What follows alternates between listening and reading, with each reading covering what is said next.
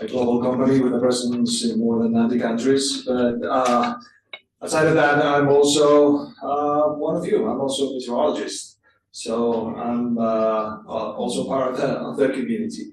Well, thank you, Florentian, for introducing me and also for inviting us to this event, because we do really think that we want to be part of the conversation.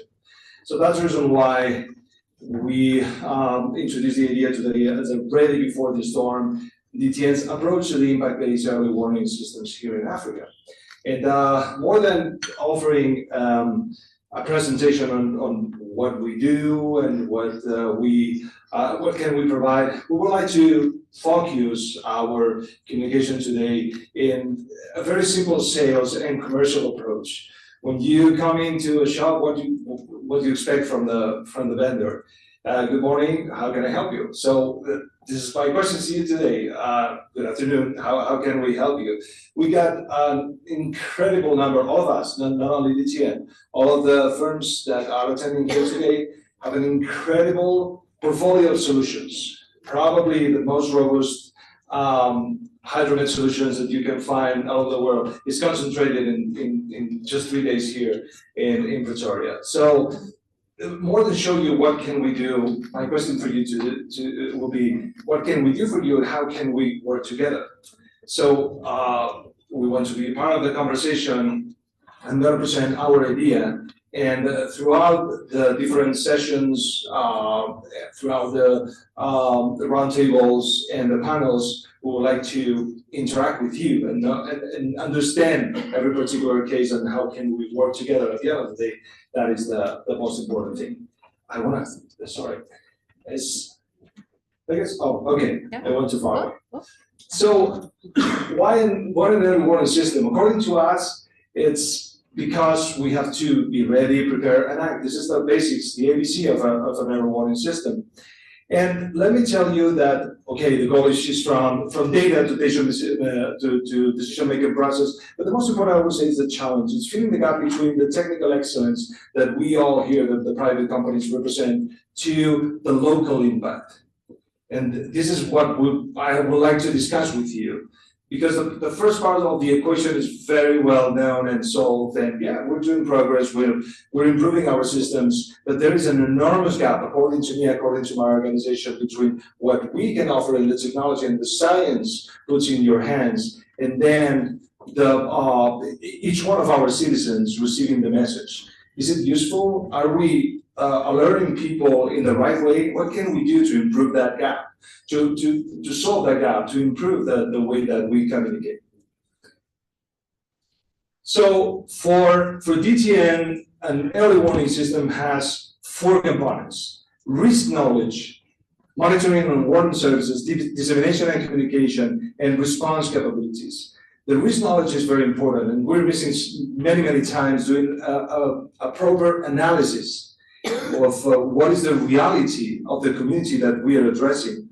The technical solution might be very sophisticated and useful, but sometimes it's not the answer that citizens our communities are waiting. So here's one more question. Do you need a proper analysis and consulting about the reality of the risk in your countries? We got the tools to solve the problem, but we have to listen to the communities, the municipalities, to know exactly how to solve the problem. And I will illustrate that idea later on with some examples.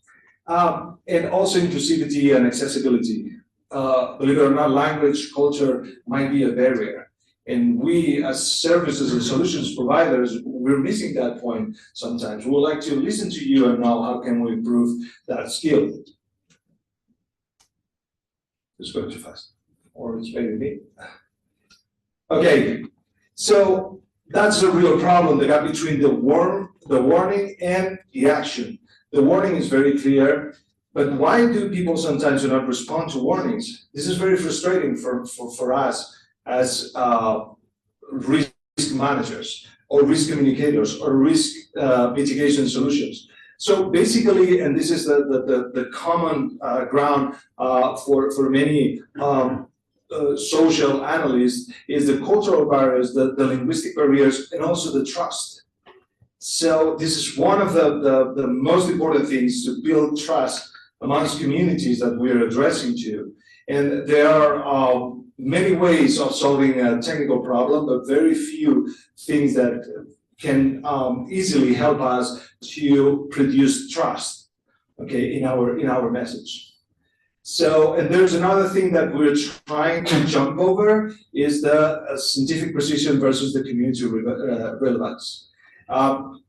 Throughout these 3 days of conversation here from this stage, you will hear us presenting wonderful solutions. I mean, jaw-dropping solutions. But at the end of the day, who's receiving the news, who's receiving the alert, they don't understand us. So forecast accuracy and communication of the risk is not enough. We have to listen to people to see, to feel that we have an impact-based forecast for all the warnings that we are issuing. How to solve the problem? So integrating local knowledge into our system. That's one of the main things that we're trying to do at DTN. We're a multicultural, multinational company with 3 main headquarters in the United States, Europe, and in Australia. We're more than 2,000 employees, and we know what we're talking about. We're intercultural, and the common ground for all of us is the answer to the question that I was presenting before is integrating the local knowledge is the answer to fill the gap between the high skill technology and the message that we are sending to our communities. How to do that? Communities as co-producers of risk information, proper analysis, and problem consulting when we are defining our early warning system. We can help you if you request so. We can help you defining very precisely your early warning system and designing it, taking into account the integration of the local knowledge.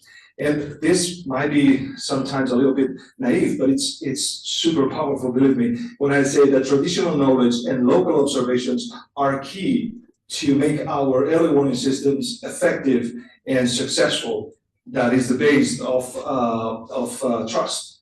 And the third point that we would like to underline today is the risk mapping. Let the people know and participate. Let the communities participate in your early warning system response and plan. Don't let them out and prepare a high level solution and implement it, and expect reaction and expect contribution to make it better.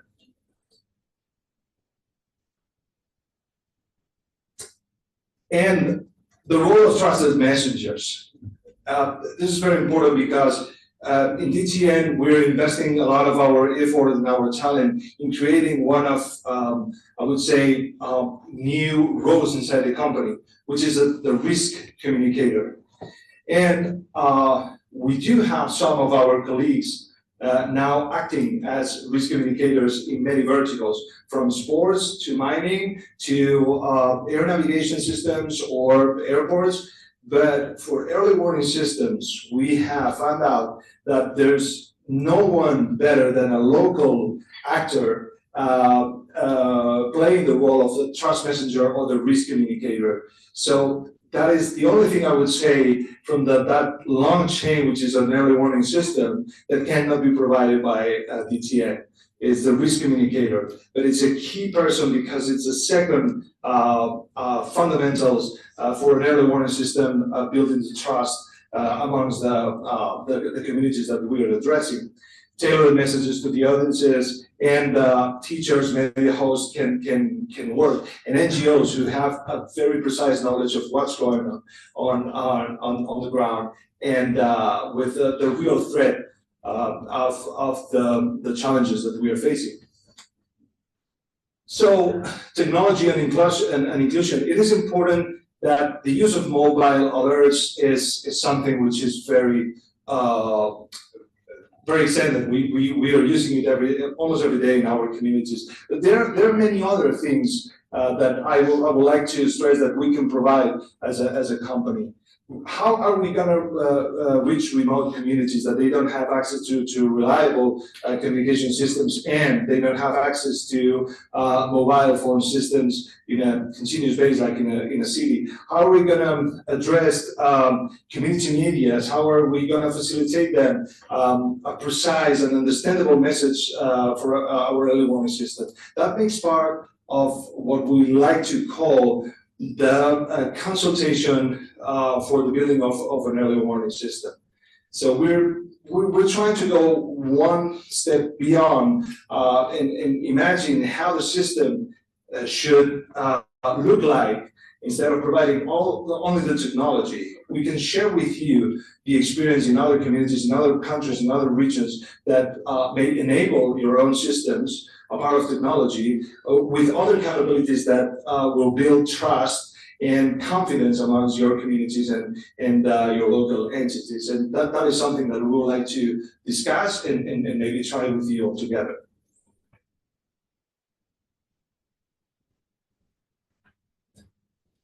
And finally, the idea of having a robust hydromet platform is essential.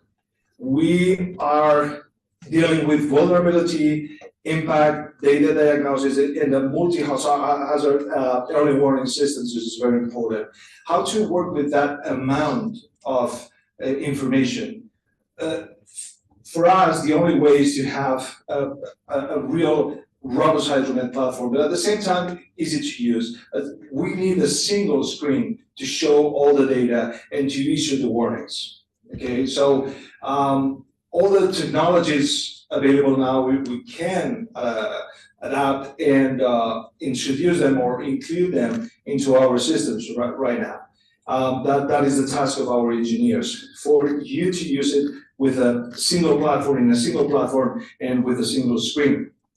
That is the robustness that we are looking for, and that is our second, I would say, vector of investment, is to create this solid platform, including all the technologies that you're gonna see in just one step from here. You can see from radar to traditional observations to balloons, etc., and hydro data coming in real time with fast time analysis. Just in one screenshot, you can see what you are facing in your day-to-day or daily base. So that is one of our main points to introduce in these days, and I invite you to visit in our booth. And above all, we would like to be, my colleague Tom Smith at the back of the room and myself, we would like to be active part of the conversation during these days. So we'll see you around and during the panels and the roundtables. Thank you very much for your attention.